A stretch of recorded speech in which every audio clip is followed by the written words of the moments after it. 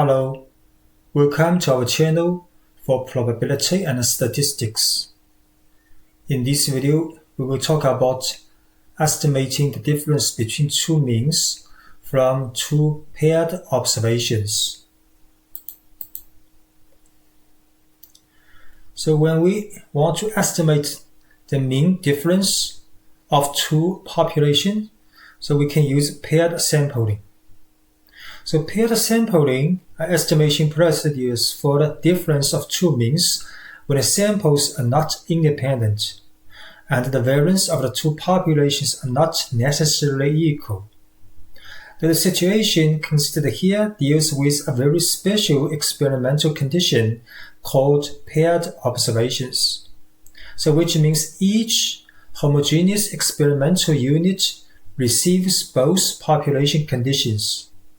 So each individual testing object receive two experiments. So as a result, each experimental unit has a pair of observations, one for each population. So for example, if we want to run a test on a new diet using 15 individuals, and the weights before and after going on the diet form the information for our two samples. So the two populations are before and after, and the experimental unit is the individual. So obviously, the observations in a pair have something in common. To determine if the diet is effective, we consider the difference for the D1, D2, Dn in the paired observations, and these differences are the values of a random sample from a population of difference that we shall assume to be normally distributed with mean mu d equals mu1 minus mu2 and variance sigma d squared. So here mu1 minus mu2 or say mu d is what we want to estimate. So this is the population and its variance is sigma d squared. So we estimate sigma d squared by SD squared, which is the sample variance of the sample variance of the difference that comes from the population. And the point estimate for the mu d, for the mu1 minus mu2, is the sample difference, or d bar. So because the two observations are taken on the same experimental, so they are not independent. This paired experiment is different from independent tests. So which in other videos we will show independent tests, which means we take samples individually from both populations. So the experimental units from two populations are not the same, are actually independent, different observations. But for the paired observations, because the single same observations have experiments from both populations, so they are not independent, and actually the sample difference variance equals sigma 1 square plus 2 sigma square minus 2 times covariance of these two samples. So we expect that sigma d square should be reduced because of the similarity in nature of the errors of the two observations within a given experimental unit. So this one will be less than sigma 1 square plus 2 sigma square, right? Usually. And this is good because the variance of the sample difference is smaller, which means the same confidence interval will be smaller. So this is good news because confidence interval smaller, which means the estimation more exact, more strong, right? But pairing also will reduce reduce the degrees of freedom because this looks like only one sample, because the sample size is like only one sample, right? Compared with the independent test. In the independent observations, there are two samples. The sample size is n1 plus n2 minus 2 degrees of freedom, but here it's just n minus 1 degrees of freedom. So this is called a trade-off between reducing variance and losing degrees of freedom.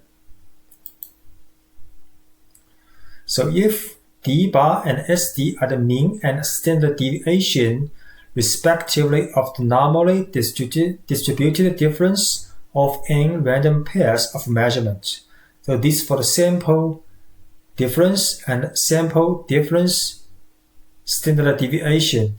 So 100% times 100% of 1 minus alpha confidence interval for the population mu1 minus mu2 is between these two bonds, which equals d bar minus t half alpha times SD divided by square root of n, and d bar plus t half alpha times SD divided by square root of n. So here t half alpha is the t value with n minus 1 degrees of freedom, so leaving an area of half alpha to the right. So we take a look at an example. A study published in Chemosphere reported the levels of the Dixon TCDD of 20 Massachusetts Vietnam veterans who were possibly exposed to Agent Orange. The TCDD levels in plasma and infected tissue are listed in following table. Find a 95% confidence interval for mu1 minus mu2, and where mu1 and mu2 represent the two mean TCDD levels in plasma and in fat tissue respectively. Assume the distribution of the difference to be not approximately normal. So this table have 20 observations with TCDD levels in plasma and a TCDD level in fat tissue. So this column lists their difference. So this is sample difference. And the solution is we want to find 95% confidence interval for mu and mu2. So since the observations are paired, so we can get point estimate for the mu d is d bar. So d bar is average of this column, d bar, right? So d bar is minus 0.87. So the standard deviation of SD of the sample difference is SD equals n minus 1. 1 divided 1 of n minus 1, then sigma di minus d bar take a square from 1 to n, then take a square root. So we can calculate sample this standard deviation from sample data, so equals 2.97. So we use alpha equals 0.05, can find the t distribution table at t half alpha, which equals t 0.025 equals 2.093 for n minus 1 equals degrees of freedom is 19. So the 95% confidence interval for the population difference is just filling these terms in the form, we'll get minus 2.2634 and 0.5234.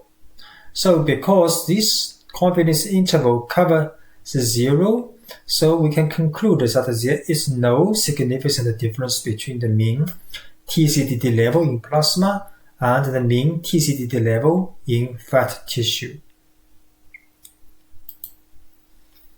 Thanks for watching and subscribing our channel.